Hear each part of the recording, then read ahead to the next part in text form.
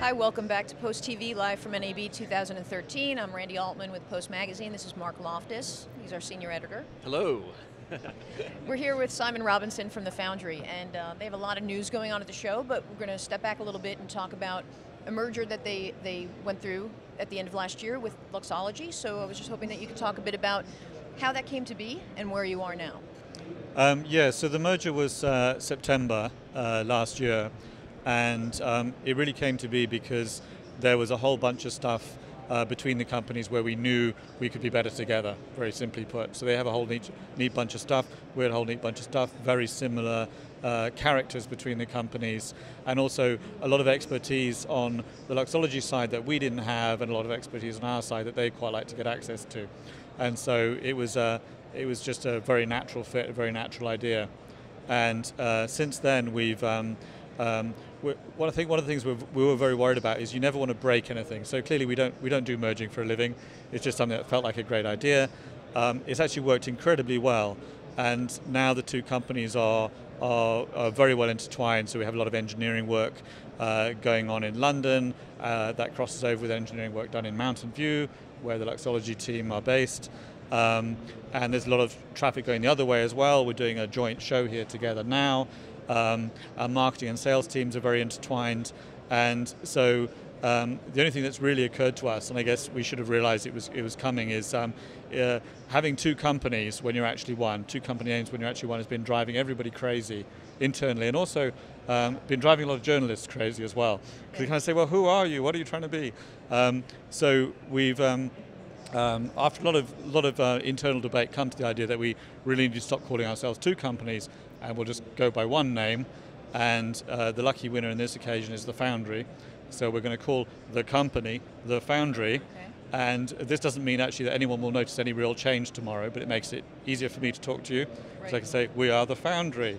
And there's a lot of work anyway we need to do in terms of websites and communities and stuff like that between the two companies. So there'll be a lot of slow changes.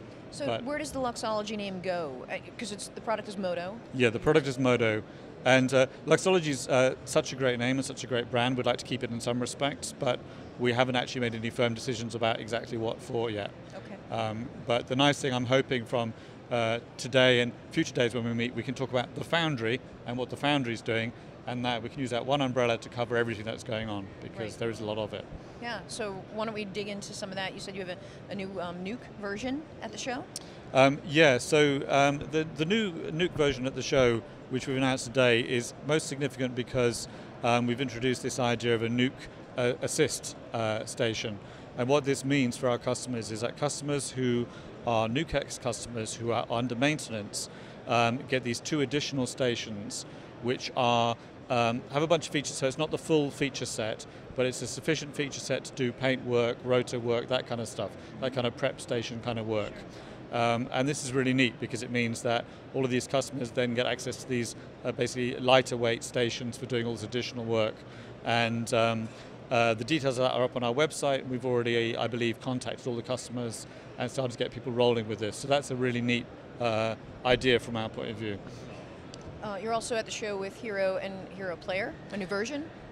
Yeah, so there's a new version of Hero and Hero Player. We're showing 1.7 at the show, and that has a whole new bunch of speed and efficiency improvements, and also a lot of effort gone into actually just the workflow around the editorial process inside Hero. So worrying a lot more about stuff like hotkeys, what the views actually look like, and stuff like that to make it more. Can you tell us a little bit about the applications for Hero and Hero Player? I know you guys are so well known for Nuke.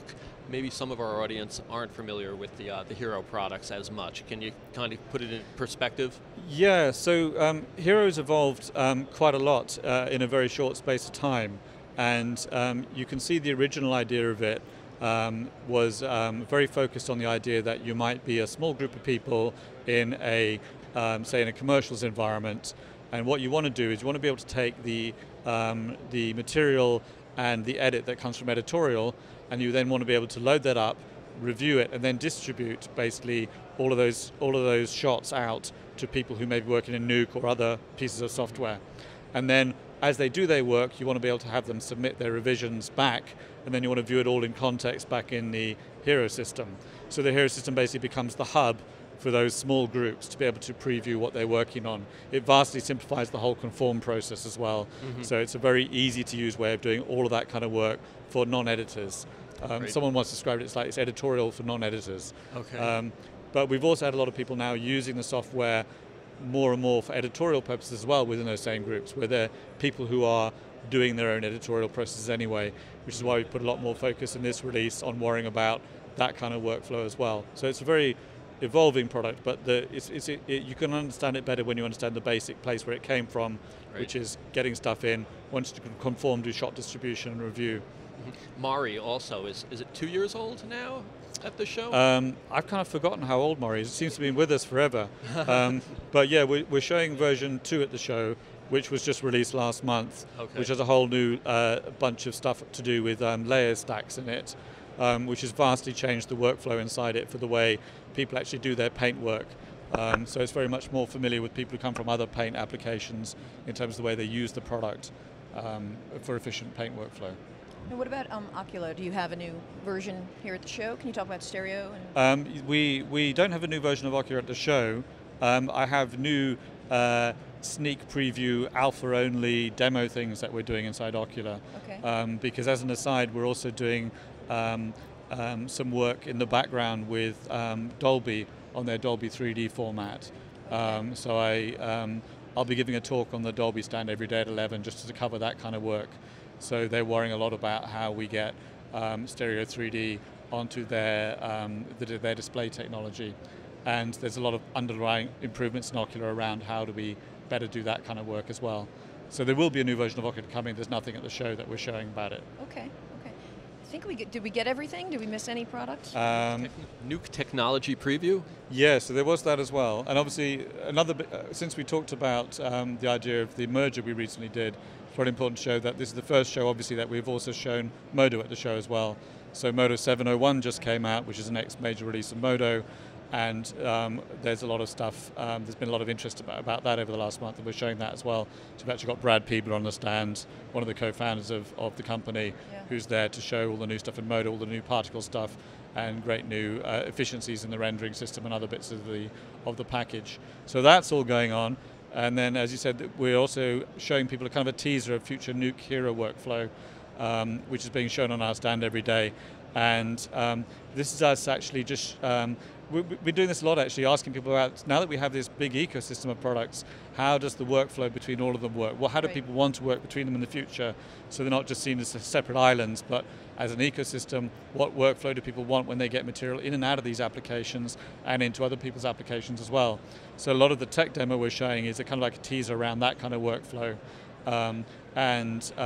In the press around this, you'll also see that our Hero 1.7 press mentions we've been working a lot with a company called F-Track, who do production tracking and asset management software, and they've been helping us a lot with the background behind this tech demo on how should all our products talk to each other in the future. So that's all pretty exciting as well. A lot to do. It is a lot of stuff. Well, thanks for taking the time and chatting with us. And we'll be back. Randy Altman, Mark Loftus, Simon Robinson with Foundry, and we'll see you in a little bit. Thank you.